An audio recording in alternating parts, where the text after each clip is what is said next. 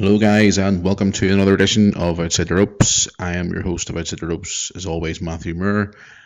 Welcome to a very saddened episode of Outside the Ropes. I am recording this episode here on Thursday morning. I attended the WWE show in Belfast last night. We have some interviews coming up very shortly on the podcast from some of the fans. But on to that, we'll talk about that shortly. But just as I woke up this morning, around 7 a.m, I heard the news of the passing of another wrestling star. It's another one gone. It's we just talked about it last week about the passing of Balls Mahoney, and I wake up this morning to hear the news of the passing of former WWE or WWF, or whatever you want to call it, star, former women's champion, former intercontinental champion, Chyna. Now, if you haven't heard the story that Chyna has passed away, I'm sure you probably have because it's all over the news this morning. Gone at the age of 45. It's a big one, guys. To be honest, it's a big one. Such a big influence to the women's division and setting the standard bearer for women's wrestling for the future when she first came into the WWE back in the day. Still finding it quite hard, guys, to accept the fact that she's gone. Talked to a few fans this morning on Twitter. They were all like, "Oh, I'm not surprised she's gone because of her past demons and stuff like that." Regardless of what happened, she was still a big name in the world of professional wrestling. It's hard to take, but it's sad news, guys. Sad way to start off this week, this edition of Outside the Ropes. But we're going to start off on a positive note, obviously, with the wrestling fans coming onto the show. But it's sad news, guys. We do obviously send our thoughts and prayers to the family of Joni Lawler, aka Chyna, at this time. Okay, guys. Moving on. Before we go any further into this podcast, just want to give a shout out to our friends and partners of this show. If you're historians of professional wrestling like myself and most people who listen to this podcast, Wrestling's Past is your location. Don't forget to go to our website, wrestlingspast.blogspot.co.uk, and on Twitter at wrestlingspast for all your history of professional wrestling. Guys, it's Thursday. I'm recording this show pretty early in the morning, and as you can probably hear in my voice, I'm very tired from last night's WWE show in Belfast. It wasn't a bad show, to be honest with you guys. I went along to the show with my young son, and we had a pretty good show last night. He had a great time. I'm sure you probably saw on Twitter. He got himself a unicorn horn from the New Day, and I actually managed to get a box of Booty-O's. I know, you're all saying, what the hell are you doing with that? But that was for him, it was good. It was a good night, guys. And most importantly, we put out on Twitter that we wanted a lot of you fans to come along and say a few words. And we managed to get a few of you to come along, quite a few actually, but because of time restrictions, of course, this podcast, we have narrowed it down to a couple of interviews. Now, we may play some more of the interviews in another episode later on down the road, but we managed to catch up with a couple of fans outside the arena to get their thoughts on the current product at WWE. I want to talk to them about WrestleMania because it was the WrestleMania Revenge Tour. So yeah, it was good. It was good for you to come along and say hello. Met some interesting fans, met some long-term listeners of the show as well. So yeah, it was good to see you guys up there, and you were very nice to me, and you were really nice to my son. You were all gracious and giving him high fives and stuff. So guys, I do appreciate that. But yeah, let's get into it before we're talking about any more news going on in the world of wrestling. Let's play some of those interviews, guys, that we conducted with some of the fans at the SSE Arena in Belfast at last night's WWE show. Right, I'm standing here with two fans, John and Peter.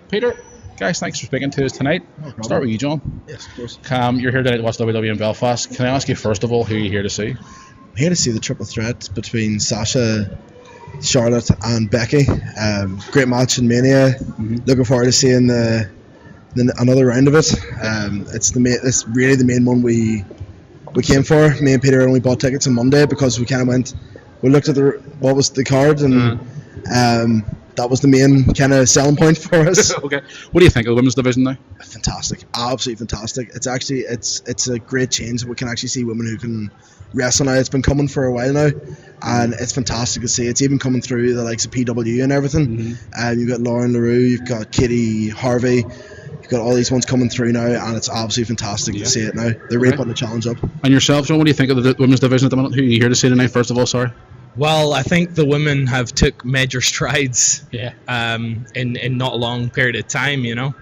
Obviously, he's basically said it all. Charlotte, Becky Lynch, Sasha Banks, they're doing fantastic things. It kind of mirrors what Ronda Rousey has done for the UFC, and she's a mega global star. And I think maybe, hopefully, if the WWE has a rise again in the next couple of years, maybe these girls can be the forefront of the WWE in a main event sense, the way that Ronda's done it for the UFC. Yeah.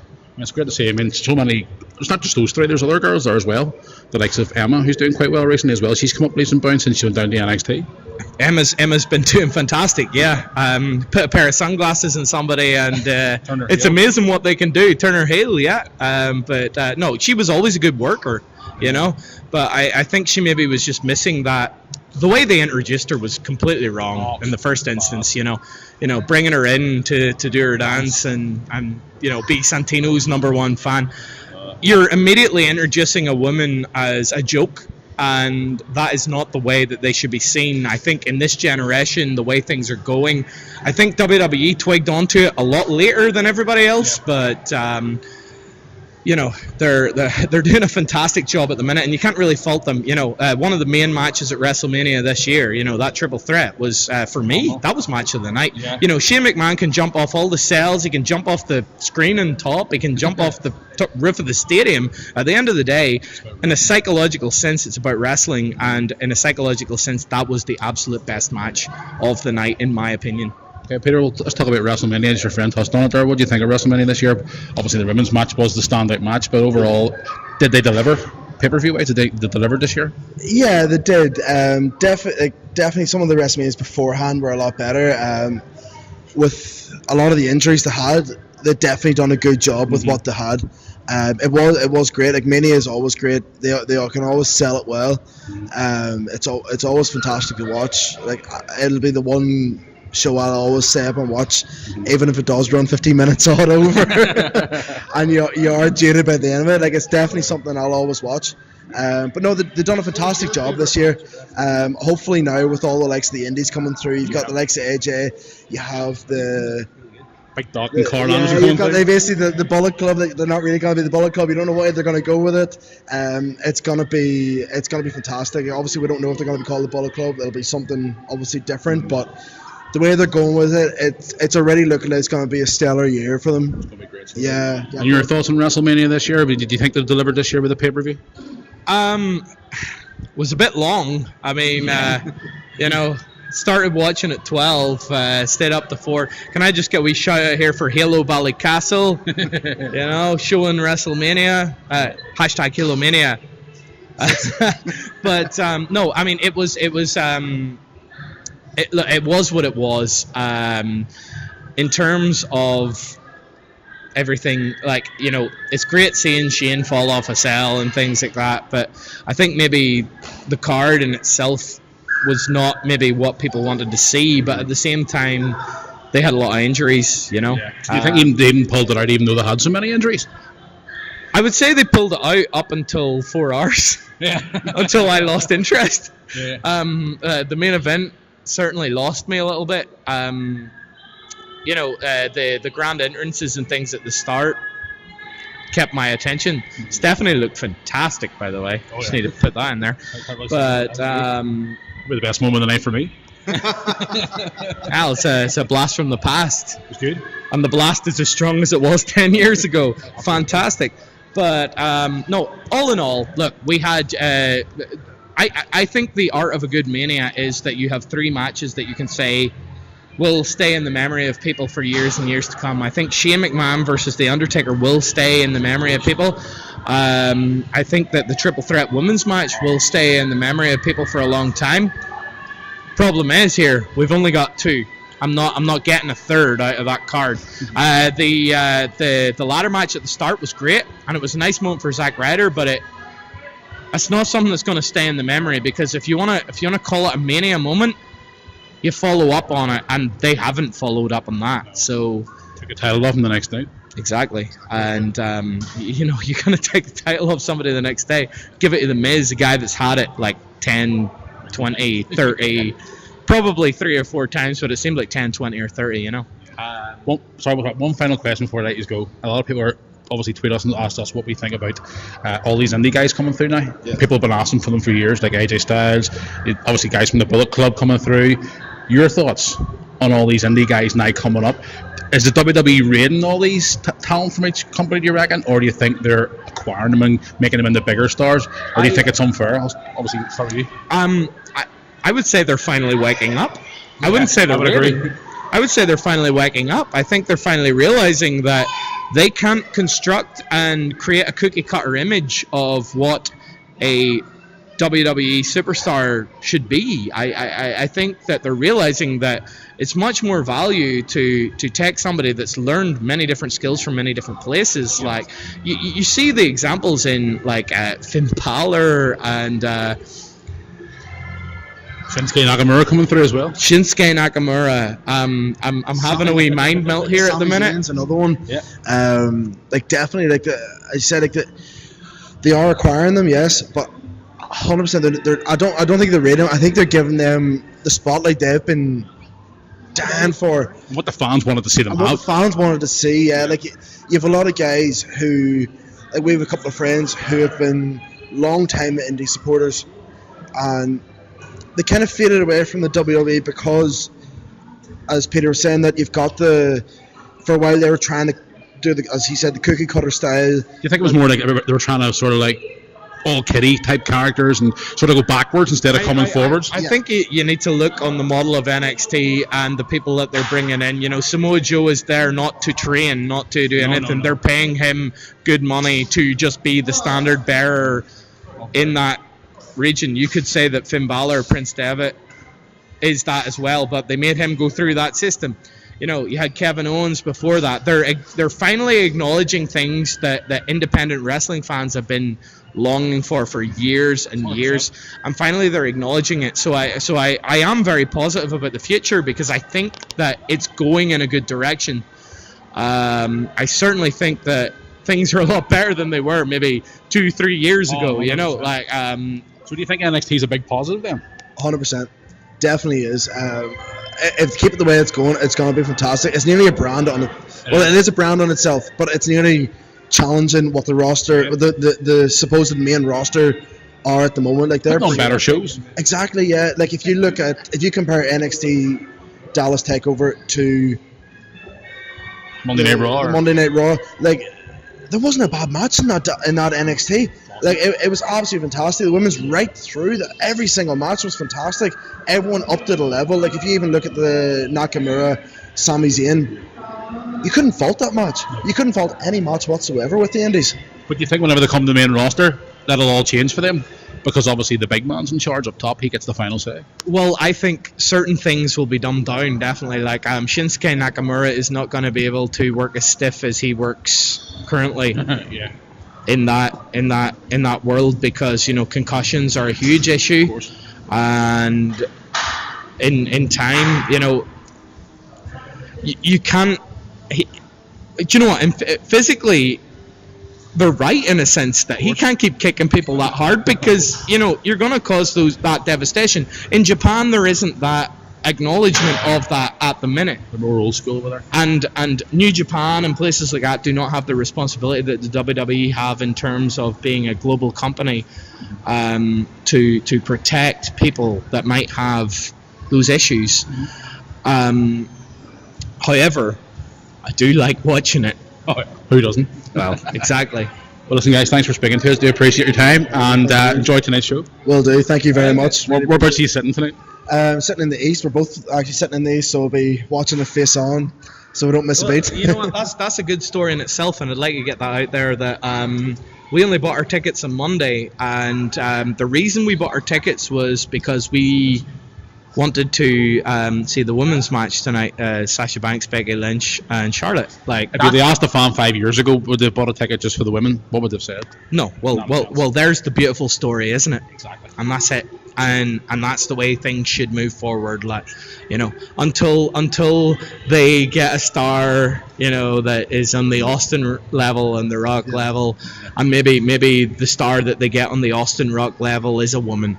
And you know what? A little bit of me hopes that it is, because that brings it up to scuff with the rest of the world, right? Gives the guys a bit of a mix them up their game as well. Exactly, yeah. It's definitely going to make them go, oh, well, hold on a second, we need to be upping ourselves a level as well.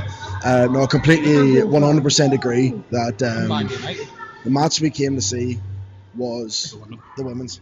Okay, well, guys, thanks for speaking to us tonight. Or a fan of MMA, sorry, or a fan of UFC, or whatever you want to call it.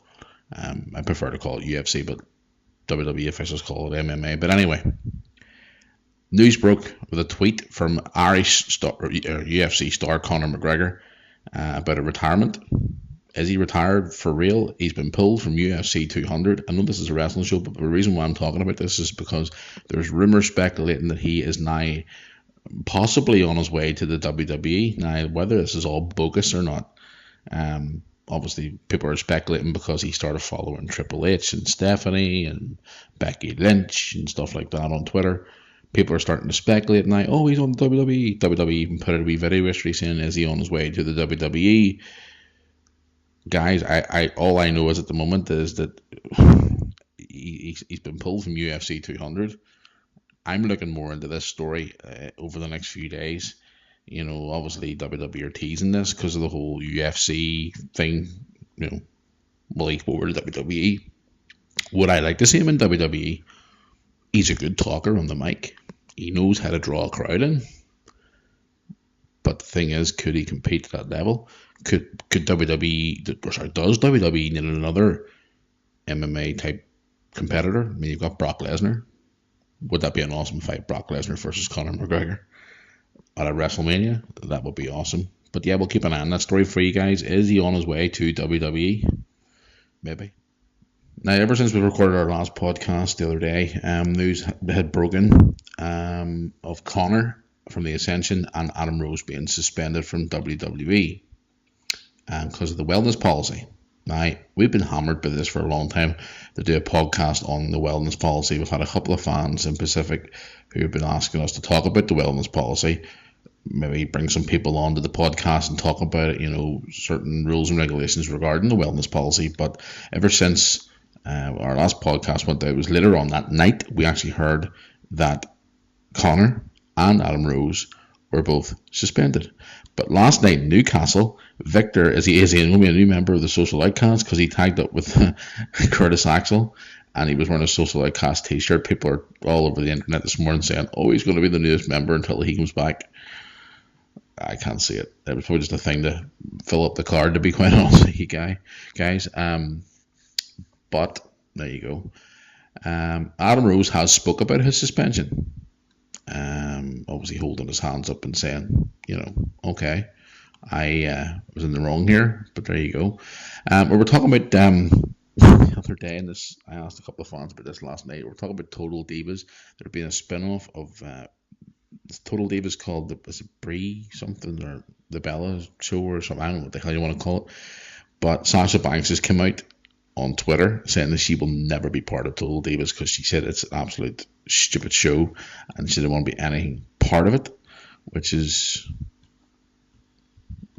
I don't know how to put it, really, to be honest with you. I'm not a big fan of Total Divas, but okay. And one final thing before we head down the road today, I know it's a bit of a short and sweet podcast. Well, interesting story came out yesterday regarding the Wolves and TNA. Talked about TNA with some fans last night and they didn't really want to comment much, to be honest. None of them didn't even want to mention it in their interviews. But yeah, Eddie Edwards revealed in a recent interview with Sports Illustrated that the reason why the Wolves did not sign with the WWE back in 2013. A lot of people would like to see the Wolves maybe at NXT eventually. But his comments in the interview were, and I quote, there's a right place and right time for everything, but the stars didn't align at that time. It wasn't the right time, and we found our fit at TNA. We had a try match with the Ascension, and it just wasn't the right place or time. He also continued, we were also in talks with TNA at that time, and it happened to work out with them, which was great. We're with them until 2017. We do have a lot of fans on our Twitter account who do like the Wolves. I think they're a good tag team, but unfortunately, unfortunately for WWE, they managed to lose in TNA. Will we see them in WWE someday? Of course, I think we will. Yeah, absolutely, because they are a great tag team. But there you go, guys. I'm gonna head down the road here and head on. As you can probably hear in my voice, I'm still extremely tired. Big thank you everybody for coming up and saying hello to us at the WWE show in Belfast. Also thank you very much for all your kind greetings towards my little young fella as well, with all those high fives and talking to him and stuff. Again, guys, I couldn't thank you enough. Thank you once again for subscribing to this channel on iTunes. I do appreciate it. If you're watching this on YouTube, please hit the like button and the subscription button below. If you're watching this on Facebook, share the video, tell everybody about it, and we want to hear more fans come on this show. As I said to you in a recent podcast, things have now changed on this show. This show is now more freedom. We want to bring more people onto this show and talk to them about the world of professional wrestling. Guys, I'm going to head out of here. We'll be back in a couple of days' time. We're going to make an announcement on our Twitter, probably later on today, whenever we're going to do a next podcast. More likely going to be sometime at the weekend, and then we're going to be back on Monday as well for a Monday Night Raw preview. So guys, don't forget to check out our good friends at Wrestling's Pass as well. wrestlingspass.blogspot.co.uk and on Twitter at Wrestling's Pass for all your history of professional wrestling. So from Matthew here, thank you so much for all your support for this podcast, and obviously for all your great fans last night at WWE Belfast once again. And until next time, I will see you all soon.